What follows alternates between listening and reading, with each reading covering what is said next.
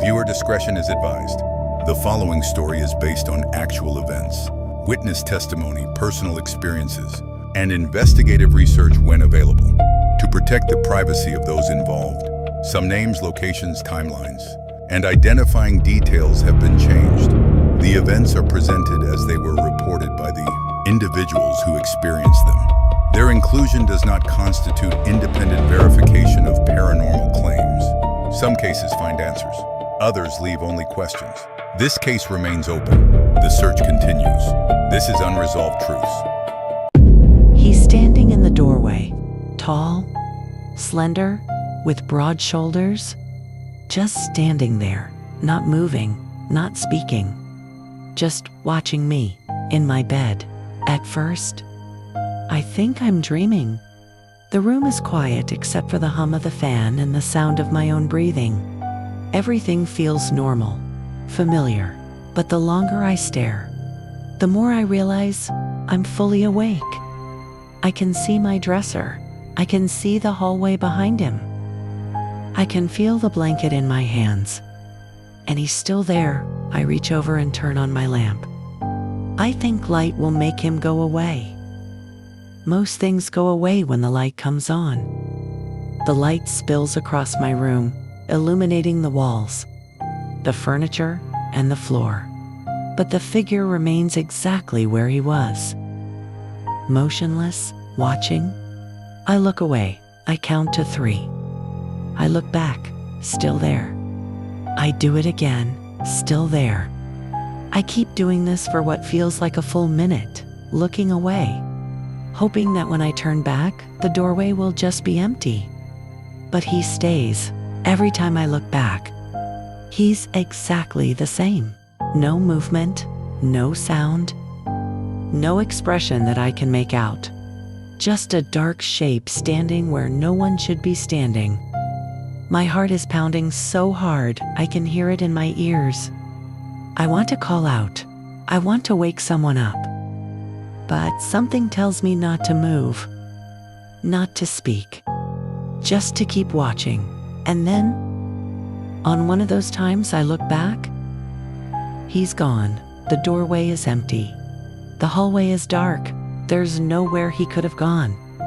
No footsteps, no doors opening, no sound at all. Just silence. And to this day, I still don't know if I saw a person, a dream, or something that was never supposed to be there. Some stories were never solved. Some truths were never meant to be forgotten.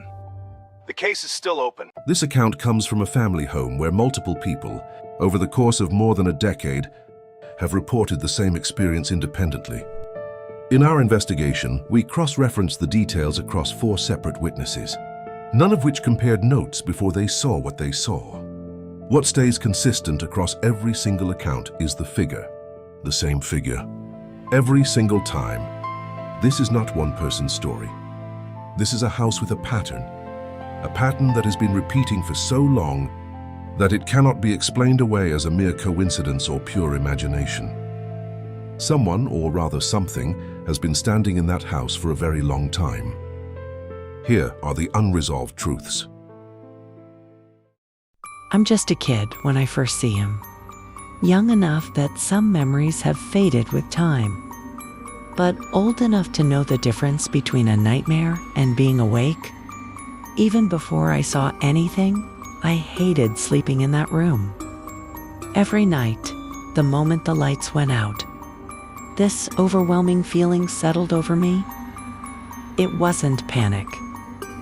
It wasn't terror. It was something quieter, heavier, like the room itself didn't want me there. I could never explain it. There wasn't a sound.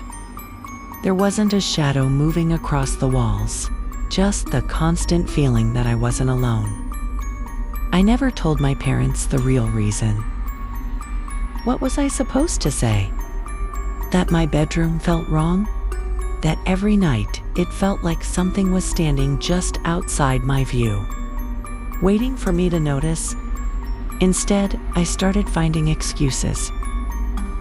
I'd fall asleep on the couch, I'd ask to sleep somewhere else. Eventually, it wasn't just a phase anymore. We made it official. I switched bedrooms. By the time I was in middle school, I had a new room, a different window, a different doorway. The fear disappeared almost immediately. But one thing never did, and that was the memory of that doorway. Some years after that, nothing dramatic happened. At least, nothing that seemed dramatic at the time. Instead, it was the little things. The kinds of things you can explain away when they happen once, but when they happen over and over again, you start to wonder if they were ever coincidences at all. The television would turn itself on in the middle of the night. Not once, not twice, constantly. An iPod sitting untouched on a dresser would suddenly start playing music, with no one anywhere near it. Lights would behave strangely. Electronics would seem to have a mind of their own. Eventually, it stopped surprising us. It became part of living in that house. My family talked about it, the way most people talk about a dripping faucet or a door that sticks. It was strange.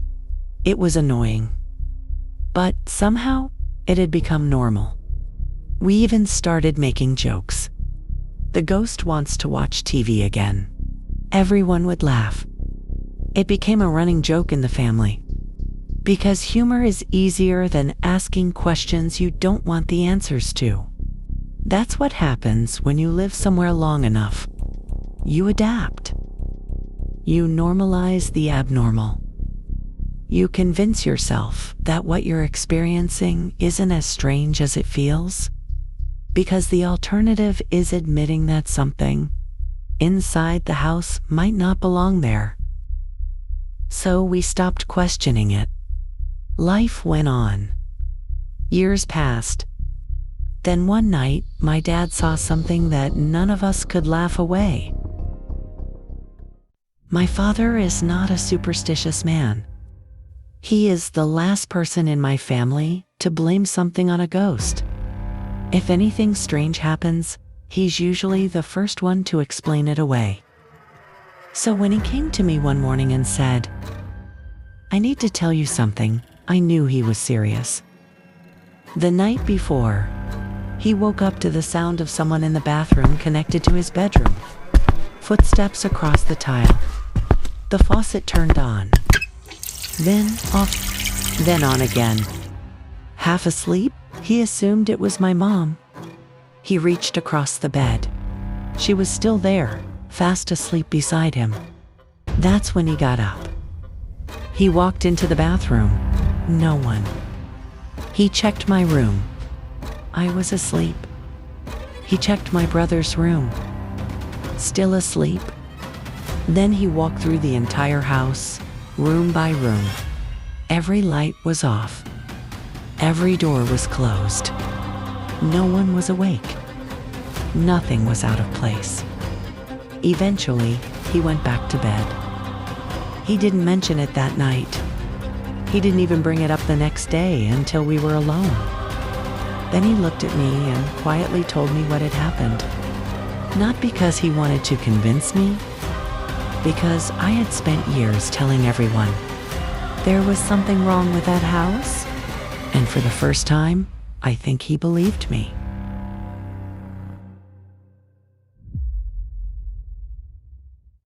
A few months later, my family was out of town. The house was empty, or at least it was supposed to be. 2 close friends were staying there while we were gone. They were feeding my cat, checking the mail, and making sure the house didn't sit vacant. Late one evening, my phone buzzed. The message was short. "I think I just saw a ghost." At first, I thought she was joking. Then she called me. Her voice was different, quiet, shaken. She told me she had just seen the silhouette of a man walking from the kitchen toward the dining room, not running, not rushing, just walking, like he knew exactly where he was going, like he belonged there. She said there was something strange about him, something she couldn't stop thinking about. His shoulders. They looked really broad, she said, almost like he was wearing a heavy coat. Then she asked me a question that made my stomach drop. Has anyone ever seen anything in this house before? So I told her. I told her about the bedroom, the doorway, the night I turned on the lamp, the man who never moved, the man who never went away. When I finished, she didn't say anything. The silence lasted several seconds. Then she quietly said, "Broad shoulders." That's exactly what I saw. She had never heard my story before. I had never told her about the figure. I had never mentioned the doorway. And yet, somehow, years later, standing in the very same house, she described the very same man. By this point, the events could no longer be viewed as isolated incidents. The family had lived in this house for more than 15 years. The childhood bedroom, the master bathroom, the kitchen leading into the dining room, 3 separate locations, none of them connected. And yet, they all shared the same witness, the same figure. 4 different people, 4 separate encounters, more than a decade apart. None of the witnesses compared notes before reporting what they had seen. None of them knew the full story. Yet every account pointed back to the same description. A tall man, broad shoulders, completely silent, appearing in doorways and thresholds, watching, then disappearing the moment he was looked at directly. When this account was eventually shared publicly, something unexpected happened. Hundreds of people responded, not with skepticism, with recognition. They described seeing the same figure, the same broad-shouldered silhouette, standing in bedroom doorways, watching from dark hallways, appearing at the edge of rooms before vanishing without a sound. Maybe there is an explanation. Maybe every witness experienced something completely unrelated. But when people who have never met, in different homes, across different years, describe the same figure with the same unsettling details, it becomes much harder to dismiss. Sometimes the most disturbing part of a story is not what happened. It's realizing you may not be the only one it happened to. Whatever has been inside that house has been there for a very long time. It doesn't chase anyone. It doesn't speak. It doesn't make threats. It simply appears. Standing in doorways, watching from thresholds, waiting at the edge of room, then, without warning, it's gone.